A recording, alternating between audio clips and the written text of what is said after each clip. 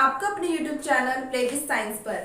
जैसा कि आपको पता है, हमारे उपसहसर्जक यौगिक वाले चैप्टर के कई टॉपिक्स हम कवर कर चुके हैं, जिसमें एक सबसे इम्पोर्टेंट टॉपिक VBT भी जो है हम कवर कर चुके हैं। अब जो हमारा नेक्स्ट टॉपिक है वो है CFT यानी क्रिस्टल फील्ड थ्योरी यानी क्रिस्टलीय क्षेत्र सिद्धांत। तो आज हम बात करेंगे क्रिस्टलीय क्षेत्र सिद्धांत के बारे में। क्रिस्टलीय क्षेत्र सिद्धांत की अगर हम बात करें, देखो आप लोग पहले इनको मत देखना और घबराना मत। जैसे जैसे मैं एक चीज बताती हूँ वैसे वैसे आप समझते जाना, आपको ये टॉपिक बहुत ही इजी लगेगा। वैसे तो क्रिस्टल फील्ड थ्योरी के अंदर हम ज्यादा थ्योरी पढ़ते हैं, ठीक है। अब बात आती है कि भाई ये जो क्रिस्टल फील्ड थ्योरी है ये क्यों दी गई, हम इसको क्यों पढ़ते हैं। तो जैसे कि आपको पता है कि कल मैंने आपको VBT थ्योरी बताई थी, है ना। तो VBT थ्योरी की अगर हम बात करें तो उसमें मैंने आपको कई चीजें बताई थी कि हम VBT थ्योरी क्यों पढ़ते हैं। क्योंकि किसी भी संकुल की ज्यामिति, उसके चुंबकीय प्रवृत्ति, ठीक है, और उसमें जो रंग है, इन सब कुछ के बारे में हमें नॉलेज मिलता है किससे, VBT थ्योरी से। लेकिन VBT थ्योरी की कुछ सीमाएं भी हैं। वो सीमाएं जो है उनके कारण हम CFT थ्योरी को पढ़ते हैं। मतलब कुछ कमियां हैं VBT थ्योरी में जिसमें VBT थ्योरी क्लियर नहीं कर पाता है, और उस कारण से CFT थ्योरी जो है वो उस चीज को अच्छे से क्लियर करता है और हम इस चीज के बारे में पढ़ते हैं। जिस बच्चे ने मेरे VBT वाली थ्योरी देखी, VBT थ्योरी वाली जो अपनी वीडियो देखी होगी, उसने ये भी देखा होगा कि मैंने आपको बताया था कि प्रबल लिगैंड होते हैं तो इलेक्ट्रॉनों का युग्मन हो जाता है, दुर्बल लिगैंड होते हैं तो इलेक्ट्रॉनों का युग्मन नहीं होता। लेकिन VBT थ्योरी ने इसका सही से रीजन नहीं बताया था, और ये रीजन हम पढ़ेंगे CFT के अंदर, ठीक है। तो इसलिए आप यूँ समझ सकते हैं VBT थ्योरी में जो कुछ कमियां रह गई थी उनको अच्छे से एक्सप्लेन किसमें किया जाता है, CFT के अंदर। तो इसलिए CFT काफी महत्वपूर्ण है हमारे एग्जाम के पॉइंट ऑफ व्यू से। CFT की बात करते हैं तो सबसे पहले हम बात करेंगे अष्टफल की संरचना के बारे में। और अष्टफल की संरचना में आपको पता है, जब हमारा केंद्रीय परमाणु 6 लिगैंडों के साथ घिरा हो तो उस टाइम वो जो संरचना बनाता है वो अष्टफल की संरचना कहलाती है। अष्टफल की संरचना में क्या होता है कि देखो यहाँ पर ये क्या है, आपका केंद्रीय परमाणु है और ये सारे के सारे आपके क्या है, लिगैंड है। आपको पता है ये जो लिगैंड होते हैं ये या तो ऋणावेशित होते हैं या उदासीन होते हैं, लेकिन इनके पास एकाकी इलेक्ट्रॉन युग्म होता है जो अपने इलेक्ट्रॉनों को केंद्रीय परमाणु को देने का काम करते हैं। ये सब बेसिक बातें हैं और ये हम पीछे बहुत अच्छे से डिटेल में पढ़ के आ चुके हैं। तो बात करते कि CFT थ्योरी में ऐसा क्या है जो हम इसको पढ़ रहे हैं विशेष रूप से। तो ध्यान देना, यहाँ पर CFT थ्योरी में क्या बताया गया है। देखो आपको पता होगा कि हम जो D कक्षक की बात करते हैं, D कक्षक में आपके 5 डिब्बे होते हैं ना। इसके बारे में हमने कल थोड़ा सा पढ़ा था कि जो आपके D कक्षक होते हैं उसमें 5 डिब्बे होते हैं। इस तरीके से बना लेते हैं हम पहले,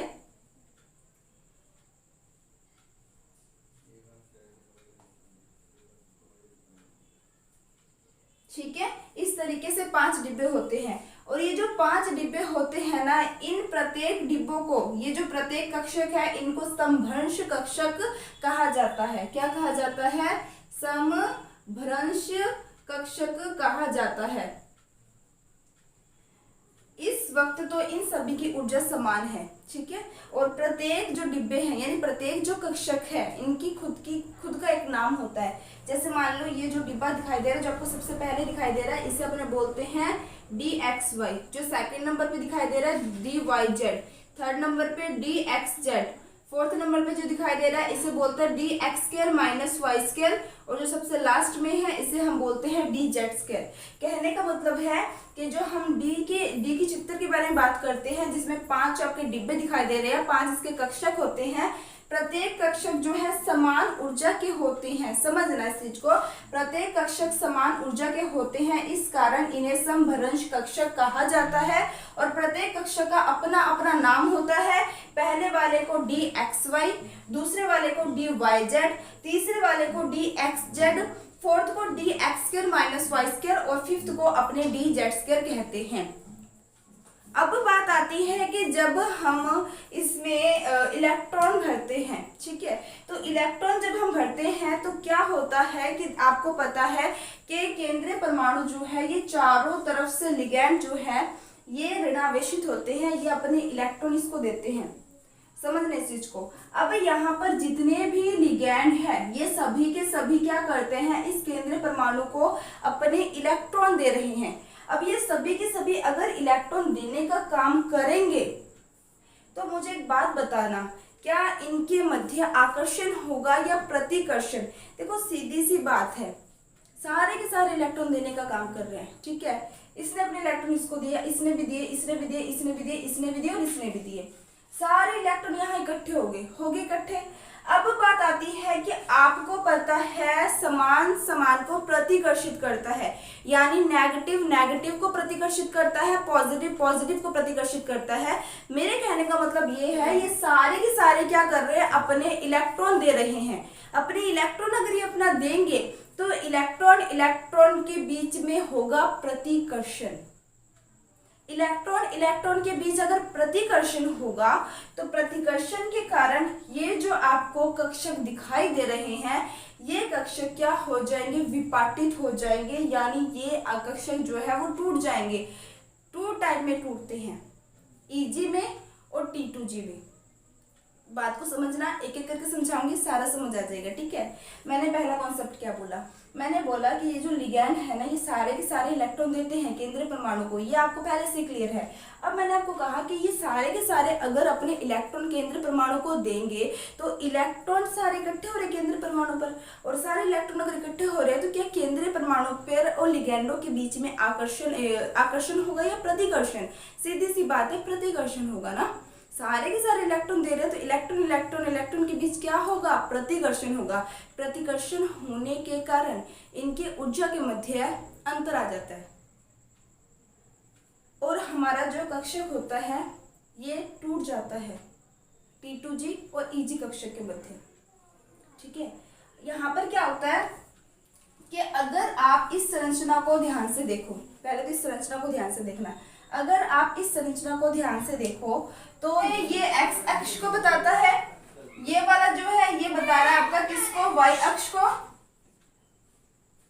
और ये बता रहा है एक्सिस जो है वो आपको बता रहा है जेड अक्ष को। देखो इस चीज को समझना, मैं क्या बताना चाहती हूँ, इससे आपको क्लियर हो जाएगा कि भाई कौन सा कक्षक ऊर्जा का विपाटन कैसे हो रहा है कैसे नहीं, ठीक है। देखो मैंने आपको क्या बताया कि आप इसको ध्यान से समझो ना, तो ये जो आपका डायग्राम बन रहा है, ठीक है, मतलब जो ये संरचना बन रही है ना, इसमें जो ये रेखा है ये तो बताती है एक्स अक्ष को, इसमें जो ये रेखा है ये बता रही है वाई अक्ष को, और जो ये रेखा है ये बता रही है जेड अक्ष को। अब आपको दिख रहा है कि ये जो लिगैंड है ना ये अक्षों की दिशा में ही स्थित है, यानी एक्स दिशा में एक लिगैंड, दो लिगैंड है, ये एक्स को बता रहा है, ये माइनस एक्स को बता रहा है, तो यानी एक्स अक्ष में दो लिगैंड है, वाई अक्ष में ही ऐसे दो लिगैंड है और जेड अक्ष में भी ऐसे दो लिगैंड है, ठीक है। अब इसमें क्या होता है, मैंने अभी आपको बताया इलेक्ट्रॉन इलेक्ट्रॉन के मध्य प्रतिकर्षण होता है ना। प्रतिकर्षण होगा तो आपके जो कक्षक होंगे वो विपाटित हो जाएंगे, विपाटित हो जाएंगे, मतलब आपका जो ये 5 कक्षक है ना ये आगे जाके दो और चीजों, दो में डिवाइड हो जाता है, 3 कक्षक नीचे आते हैं, 2 कक्षक ऊपर आते हैं, ठीक है, इस तरीके से है। तो ये विपाटित होते हैं। अब बात आती है विपाटित होने के बाद हमें कैसे पता चलेगा कि कौन सा कक्षक ऊपर जाएगा, कौन सा कक्षक नीचे आएगा। ये होता है मेन इसमें इंपॉर्टेंट चीज, जो चतुष्फलकीय और अष्टफलकीय एक दूसरे को बिल्कुल अलग करती है, ठीक है। अब देखना यहाँ पर अपने फिलहाल अष्टफलकीय समझ रहे हैं, चतुष्फलकीय अपने बाद में समझेंगे। अब मैंने आपको कहा कि 2 कक्षक बनते हैं, ठीक है, एक तो बनता है आपका Eg कक्षक और एक बनता है आपका T2G कक्षक, ठीक है, ये दोनों कक्षक बनते हैं। जो Eg कक्षक होता है ना वो आपका होता है अक्षों की दिशा में, ये चीज मोस्ट इंपॉर्टेंट है, ये आपकी 12th में बुक में आपको नहीं मिलेगा, आपके लिए स्पेशल लाई हूं मैं यहाँ पर, क्योंकि इस चीज को आपने समझ लिया ना तो फिर CFT जो थ्योरी है, CFT के बारे में जो हम पढ़ते हैं वो कुछ भी नहीं लगेगा आपको, ठीक है। मैंने आपको क्या कहा कि ये जो आपका D कक्षक है, ये जो आपके D है, ये आगे जाके डिवाइड हो जाता है, यानी स्प्लिट करता है, यानी विपाटित हो जाता है, ऊर्जा अंतर आ जाता है इनमें, ठीक है। पर हमें नहीं पता कि कौन सा ऊपर जाएगा कौन सा नीचे आएगा, हमें कैसे पता चलेगा। अब मैंने आपको बोला कि यहाँ पर दो कक्षक जो डिवाइड होते हैं, एक तो T2G में और एक EG में डिवाइड होते हैं, ठीक है। EG की खासियत क्या होती है, जो हम dx² माइनस y² और जो dz² पढ़ते हैं, ये दोनों तो मिलकर बनाते हैं EG कक्षक को। ये दोनों मिलकर किसको बनाते हैं, EG कक्षक को। और dxy, dyz और dxz जो है ये तीनों मिलकर बनाते हैं T2G कक्षक को। अब इनकी संरचना को अगर हम डीप देखें, देखो आप लोगों ने ये तो पढ़ा ही होगा कि जो S कक्षक होते हैं उसकी जो आकृति है वो होती है गोलाकार, जो P कक्षक होते हैं उनकी आकृति होती है डंबलाकार, है ना। और जो आपके D कक्षक होते हैं उनकी आकृति होती है द्विडंबलाकार। इस तरीके से दो डंबल बनते हैं। और जो F कक्षक होते हैं वो बहुत ही कॉम्प्लेक्स स्ट्रक्चर बनाते हैं। ये तो बिल्कुल बेसिक बात है, 11th में पढ़ा होगा आपने, है ना। अब हम यहाँ पे बात कर रहे हैं D कक्षक की। तो D कक्षक के अंदर आप देखोगे संरचना कैसी बन रही है, द्विडंबलाकार, यानी दो डंबल बन रहे हैं। P में केवल एक बनता है, D में दो बन रहे हैं, है ना। अब यहाँ पर द्विडंबलाकार जो है, अगर हम EG कक्षकों की बात करें तो मैंने कहा जो EG कक्षक होते हैं वो अक्षों की दिशा में होते हैं। यानी आप देख रहे हो यहाँ पर ये x अक्ष को बता रहा है, ये y अक्ष को बता रहा है ना। तो ये देखो, ये जो डंबल बन रहे हैं ये x अक्ष पर बन रहे हैं। ये जो y डंबल, ये जो y दिशा में बन रहा है ये y अक्ष के ऊपर बन रहा है। यानी जो संरचना बन रही है वो क्या बन रही है, अक्षों की दिशा में बन रही है। ये तो है dx² माइनस y² की स्ट्रक्चर। दूसरा है आपके पास dz²। और dz² के अंदर जो हमारे द्विडंबल बन रहे हैं वो किस पे बन रहे हैं, z अक्ष के ऊपर बन रहे हैं, यानी उस अक्ष की दिशा में ही बन रहे हैं। समझ आ रही होगी बात। नेक्स्ट देखते हैं और भी क्लियर होगा। T2G कक्षक जो होता है ना वो बनता है अक्षों के मध्य। अब आप देखोगे ये x अक्ष है, ये y अक्ष है, लेकिन इनमें जो हमारे डंबल बन रहे हैं ना वो अक्षों के मध्य बन रहे हैं। ये आपका x है, ये आपका y है, इनके बीच में डंबल बन रहे हैं। ये भी क्या है, x और y अक्ष के बीच में बन रहे हैं। इसमें क्या था, अक्षों की दिशा में बन रहा था, है ना, अक्षों की दिशा में, लेकिन ये अक्षों के मध्य बनता है, ठीक है। जब हम बात करेंगे किसकी, dxy की, तो हमारी संरचना ये होगी। जब हम बात करेंगे dyz की तब हमारी संरचना ये होगी। और जब हम बात करेंगे dxz की तब हमारी संरचना ये होगी। समझ आ रही है बात। अब देखो, अभी मैंने आपको ना एक कॉन्सेप्ट क्लियर किया था। मैंने कहा था कि जो ये लिगैंड है ना ये सारे के सारे अक्षों की दिशा में स्थित है। और यहाँ पर आप देख रहे हो कि EG कक्षक में जो हमारी संरचना बन रही है, यानी जो हमारे dx² माइनस y² है और जो dz² है, यानी जो EG कक्षक है वो भी कहाँ है, अक्षों की दिशा में है।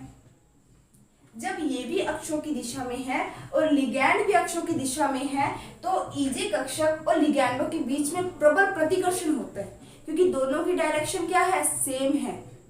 समझना इस चीज को। जब दोनों की डायरेक्शन सेम होगी तो उनके बीच में प्रतिकर्षण का मान बहुत तेज होता है। प्रतिकर्षण का मान तेज क्यों हो रहा है, क्योंकि दोनों की डायरेक्शन सेम है। ये भी अक्षों की दिशा में है और लिगैंड भी कहाँ से आ रहे हैं, अक्षों की दिशा से आ रहे हैं। समझ आ रही होगी मेरी बात। देखो हम D कक्षक किस लिए यूज करते हैं, आपको पजलेशन बिल्कुल नहीं होनी चाहिए। हम D कक्षक क्यों यूज कर रहे हैं, हम जैसे मान लो किसी संकुल की बात करते हैं, जैसे मैंने लिख दिया FeCN6, मैंने लिख दिया FeCN6, ठीक है। अब आपको पता है कि हम Fe का ही परमाणु क्रमांक निकालते हैं। हम Fe का परमाणु क्रमांक निकालते हैं, Fe की ऑक्सीकरण अवस्था निकालते हैं, Fe का ही हम सब कुछ निकालते हैं ना।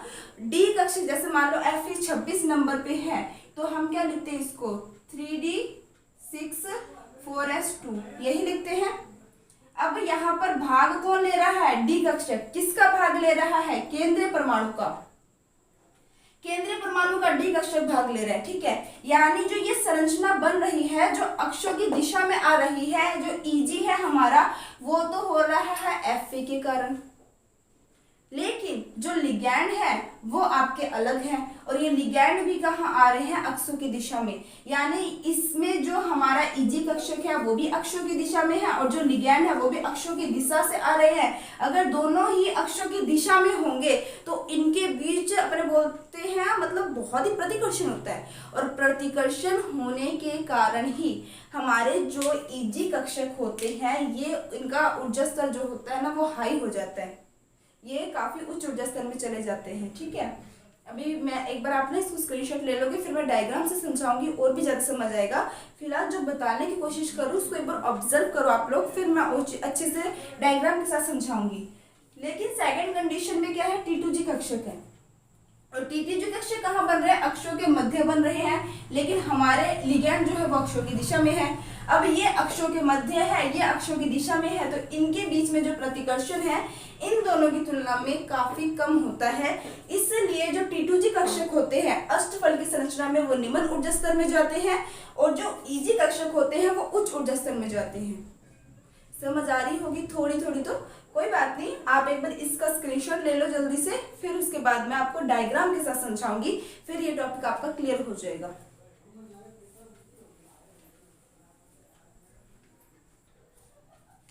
आई थिंक ले लिया होगा आपने स्क्रीनशॉट। जैसा कि मैंने आपको बताया था कि अब हम इसको डायग्राम के साथ समझेंगे, है ना। तो देखो यहाँ पर क्या होता है एक्चुअल के अंदर, मैंने आपको कहा था 5 हमारे पास क्या है, डी कक्षक है ना, जिसे हम संघर्ष कक्षक कहते हैं, जिसमें हमारे कौन कौन से कक्षक होते हैं। एक तो होता है हमारे पास D X Y, D Y Z, D X Z. थोड़ा क्लियर लिख लेती हूँ, यहाँ पे आपको पता नहीं चल रहा होगा, 2 मिनट को मैं इसको थोड़ा सा और क्लियर लिख लेती हूँ।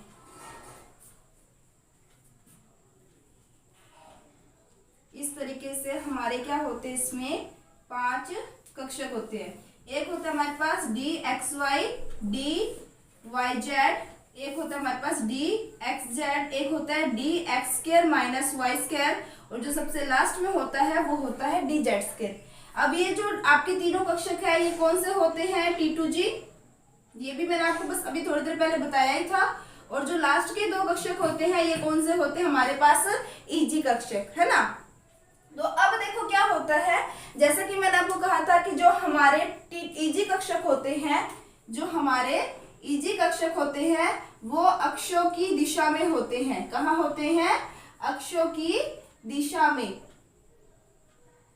और जो हमारे T2G कक्षक होते हैं वो होते हैं हमारे अक्षों के मध्य, अक्षों के मध्य हमारे स्थित होते हैं। ठीक है, अब देखो मैंने आपको कहा था कि जो इजी होते हैं वो अक्षों की दिशा में होते हैं, और जो हमारे लिगैंड है वो भी कहाँ है, अक्षों की दिशा में है, जिस कारण से इनमें बहुत तेज प्रतिकर्षण होता है, और प्रतिकर्षण होने के कारण ये हमारे उच्च ऊर्जा स्तर में चले जाते हैं। अब आप देख रहे हो कि एक्चुअल में हमारे जो ये T2G इजी कक्षक है ये क्या हो जाते हैं, स्प्लिट हो जाते हैं, यानी विपाटित हो जाते हैं।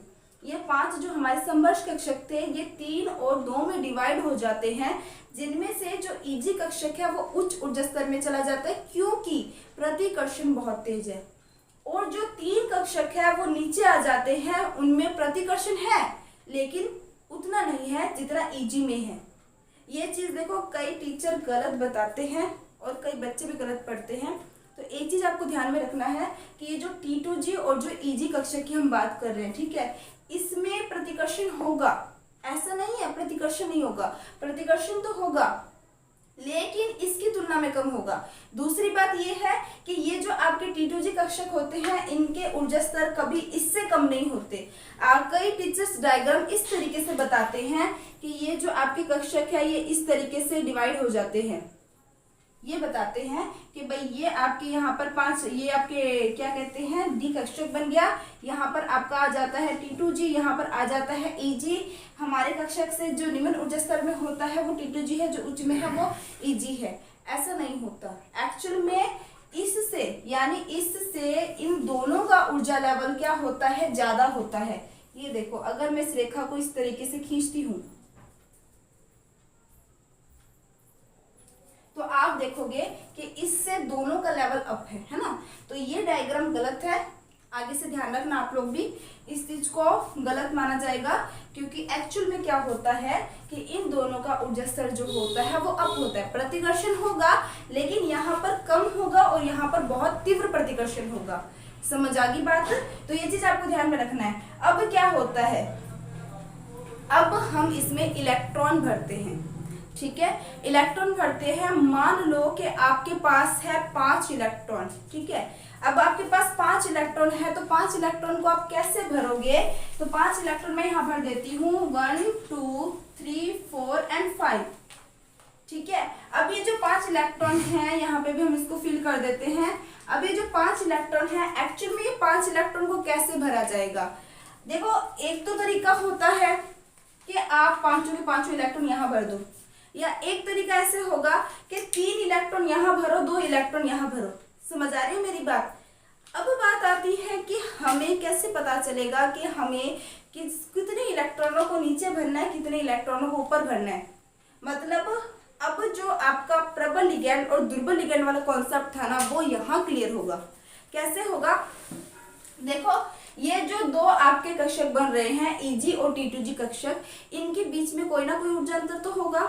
जब ये दोनों विपाटित हुए हैं तो ऑब्वियस सी बात है ना, यहाँ पे जो हम डेल O से इसको प्रदर्शित कर रहे हैं ना, ये डेल O बताता है किसको? ऑक्टाहेड्रॉन को। क्योंकि ये जो संरचना हम बना रहे हैं ये किसके बना रहे हैं? अष्टफलकीय के लिए बना रहे हैं ना। तो ये जो डेल O है उसे हम बोलते हैं ऑक्टाहेड्रॉन। ठीक है, तो ये जो ऑक्टाहेड्रॉन है इसका कोई ना कोई तो मान होगा। अब एक तो होता है डेल O का मान। ठीक है, एक तो होता है डेल O का मान, और एक जिसे तो हम बोलते हैं ऑक्टाहेड्रॉन, जो दोनों के बीच में ऊर्जा अंतराल को बताता है, और एक होता है इलेक्ट्रॉन के युग्मन हेतु ऊर्जा।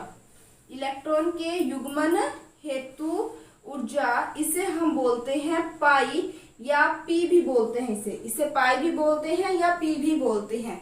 अब देखो क्या होता है कि मान लो जो यहाँ पर डेल O का मान है, ठीक है, वो हमारा है 100 के बराबर। कितना है ये मैं एक बार मानने के लिए बोल रही हूँ, आपको समझना। ठीक है, ये मान लो आपका कितना है? 100 के बराबर है। और जो यहाँ पे युग्मन ऊर्जा है वो आपका है 40 के बराबर। किसके बराबर है? 40 के बराबर। अब एक सिंपल सी बात आपको समझ आ गई है कि जो आपके 5 इलेक्ट्रॉन है ना, अगर आप पांचों इलेक्ट्रॉनों को यहाँ पे भरते हो तो यहाँ इलेक्ट्रॉनों का युग्मन होगा। क्या हो जाएगा? इलेक्ट्रॉनों का युग्मन। क्योंकि 3 आपने भर दिया, भरने के बाद चौथा यहाँ पे भरोगे और 5वां यहाँ पे भरोगे तो इलेक्ट्रॉनों का हो जाएगा युग्मन। और जब इलेक्ट्रॉनों का युग्मन होगा तो उस टाइम कितनी ऊर्जा चाहिए इलेक्ट्रॉनों को युग्मन करने के लिए? 40। समझ आ रही है बात? लेकिन अगर मैंने इलेक्ट्रॉनों को भेज दिया कहाँ? 3 यहाँ भरने के बाद मैंने चौथा 5वां अगर मैं यहाँ भेजना चाहती हूँ तो उसे ये वाला ऊर्जा लेवल पार करना पड़ेगा। और ये जो डेल O का मान है वो है आपका 100 के बराबर। अब एक नॉर्मल देखो, नॉर्मल अगर अपने साइंस की बात करें, ठीक है, जहाँ इलेक्ट्रॉनों का काम कम ऊर्जा में चल रहा है तो वो ज़्यादा ऊर्जा क्यों वेस्ट करे?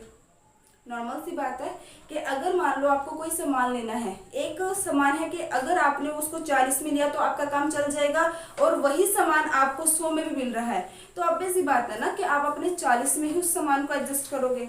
समझ आ रही मेरी बात? सेम वही प्रोसेस यहाँ होता है। यहाँ पर क्या होता है कि जो आपके इलेक्ट्रॉन होते हैं ना, उनको युग्मन करने के लिए तो 40 ऊर्जा की आवश्यकता होती है, लेकिन उनको T2G से Eg में जाने के लिए 100 ऊर्जा की आवश्यकता होती है। और ये बिल्कुल सेंस की बात है कि कोई भी इंसान यही सोचेगा कि कम में काम चल जाए। यहाँ पर भी ये भी इसी तरीके के नेचर दिखाते हैं, यानी ये भी क्या करेंगे? आपकी इलेक्ट्रॉनों का युग्मन करेंगे, ना कि उच्च ऊर्जा स्तर में जाएंगे।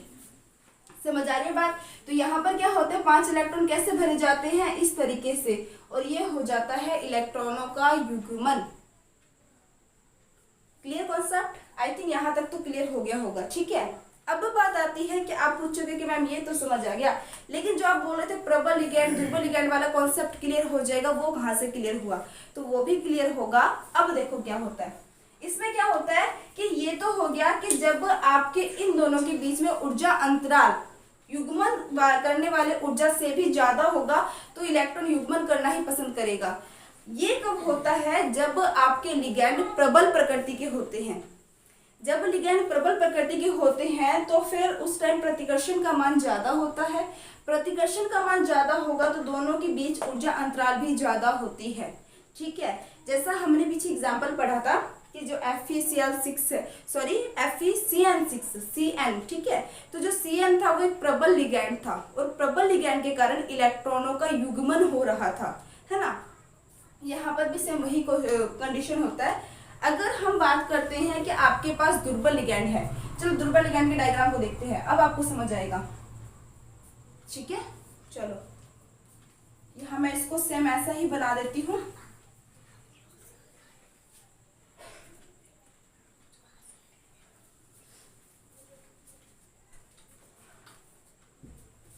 सेम वही 5 यहाँ पे कक्षक बना देते हैं।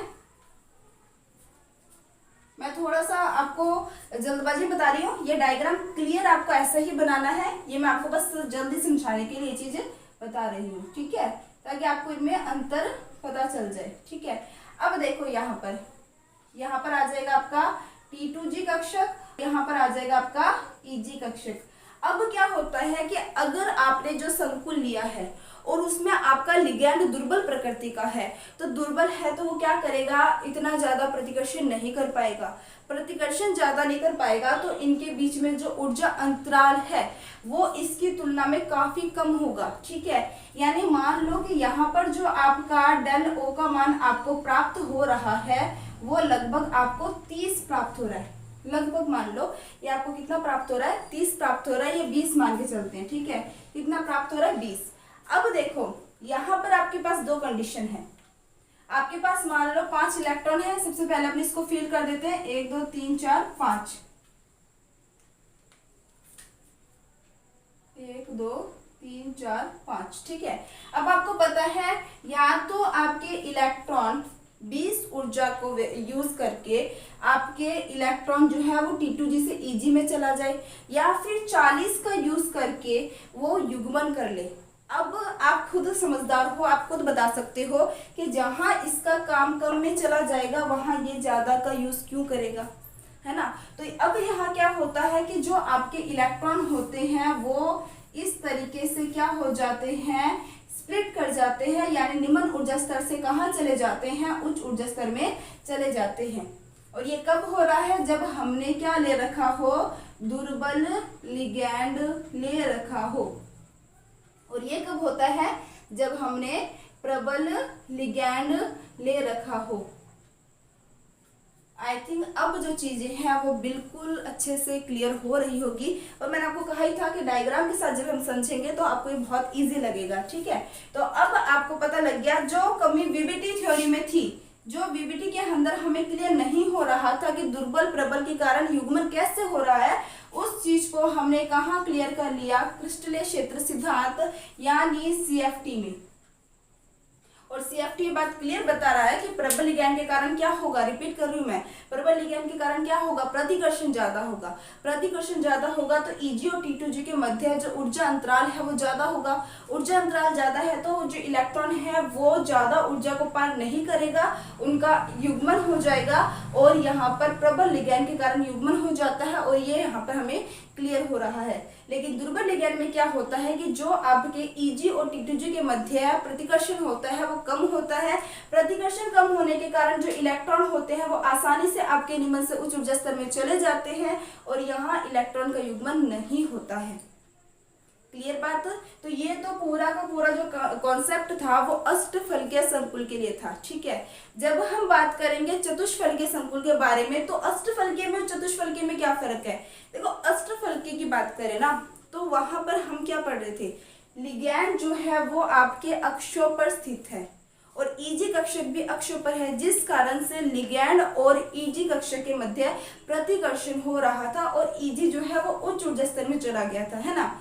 लेकिन चतुष्फलकीय में क्या होता है, बिल्कुल इसका अपोजिट, यानी जो हमारे लिगैंड होते हैं वो हमारे अक्षों के मध्य होता है। अब आपको आइडिया लग रहा होगा कि इस वाले कंडीशन में आपके EG तो नीचे रह जाते हैं, T2G ऊपर चले जाते हैं। सेम वही कॉन्सेप्ट है, बस फर्क ये है अष्टफलकीय में लिगैंड जो होते हैं वो अक्षों में होते हैं और हमारे EG कक्षक वो भी अक्षों भी होते हैं, जिस कारण से इन दोनों के बीच प्रतिकर्षण होता है। लेकिन चतुष्फलकीय में बिल्कुल अपोजिट हो रहा है। चतुष्फलकीय में जो लिगैंड है वो अक्षों के मध्य है और जो हमारे T2G कक्षक होते हैं वो भी अक्षों के मध्य होता है। तो अब चतुष्फलकीय में प्रतिकर्षण किन के बीच होगा? T2G कक्षक के बीच में और लिगैंडों के बीच में ज्यादा होगा, जिस कारण से आपके T2G चले जाएंगे चतुष्फलकीय में ऊपर और EG आ जाएंगे नीचे। तो इसका जल्दी से स्क्रीनशॉट ले लो, फिर इसके बाद हम चतुष्फलकीय की बात करेंगे। अब जो हमारा रह गया वो है चतुष्फलकीय के लिए, और मैंने अभी जस्ट आपको बताया था कि चतुष्फलकीय में आपको क्या ध्यान में रखना होता है। पहली बात, इसके स्ट्रक्चर की बात करें तो चतुष्फलकीय की स्ट्रक्चर ऐसी होती है जो आपको पहले भी बताया हुआ है, ठीक है। तो यहाँ पर जो आपका केंद्रीय परमाणु होता है ये चारों तरफ लिगैंड से घिरा हुआ है, 4 लिगैंड से घिरे होते हैं। और वही कॉन्सेप्ट है, चारों लिगैंड क्या करेगा, अपने इलेक्ट्रॉन केंद्रीय परमाणु को देगा और इलेक्ट्रॉनों के बीच में क्या होगा, प्रतिकर्षण होगा, ठीक है। प्रतिकर्षण होगा तो आपका जो डी कक्षक होता है वो स्प्लिट हो जाता है, यानी विपाटित हो जाता है, ठीक है। अब बात आती है कि यहाँ जो लिगैंड आते हैं ना वो आते हैं अक्षों के मध्य से। और मैंने आपको बताया है कि जो हमारे एक तो बनता है EG कक्षक और एक बनता है T2G कक्षक। EG कक्षक तो होता है अक्षों की दिशा में पाए जाते हैं, और जो हमारे T2G कक्षक होते हैं वो अक्षों के मध्य होते हैं, ठीक है। अब आपको पता है यहाँ पे लिगैंड भी अक्षों के मध्य है और T2G भी अक्षों के मध्य है, तो इनके मध्य क्या होता है, बहुत तेज प्रतिकर्षण होता है। प्रतिकर्षण इनके बीच भी हो रहा है और इनके बीच भी हो रहा है, लेकिन ज्यादा प्रतिकर्षण किनके बीच में होगा, ज्यादा प्रतिकर्षण होगा आपका T2G और लिगैंडों के बीच में, जिस कारण से T2G कक्षक अब हमारे चतुष्फलकीय संरचना में तो चले जाएंगे ऊपर, यानी उच्च ऊर्जा क्षेत्र में, और जो EG कक्षक है वो आ जाएंगे निम्न ऊर्जा क्षेत्र में, ठीक है। अच्छा, थोड़ा सा यहाँ ये डायग्राम आपको ध्यान में रखना है, इसको इस तरीके से बनाना है, क्योंकि इस लेवल को आपको इससे नीचे बनाना है। जो गलती मैंने आपको पहले बताई थी वही चीज है, ठीक है। क्लियर बात?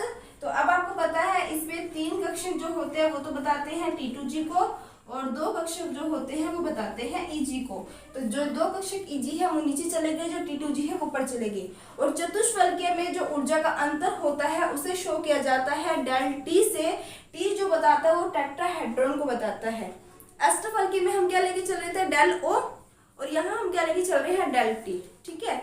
और आपको पता है कि वही कॉन्सेप्ट रहेगा कि जब इसमें प्रबल लिगैंड होंगे, अगर प्रबल लिगैंड अगर हुआ आपके संकुल में, तो उस टाइम तो इलेक्ट्रॉनों का युग्मन होता है पहले, उसके बाद आपके इलेक्ट्रॉन उच्च ऊर्जा क्षेत्र में जाएंगे। लेकिन अगर हम बात करते हैं दुर्बल लिगैंड के बारे में, तो वहाँ क्या होता है कि जो आपके इलेक्ट्रॉन होते हैं वो इन दोनों कक्षकों के बीच में इतना ज्यादा प्रतिकर्षण नहीं करा पाते, दुर्बल लिगैंड, और आपके इलेक्ट्रॉन युग्मित होने से पहले ही चले जाते हैं इस कक्षक में, ठीक है।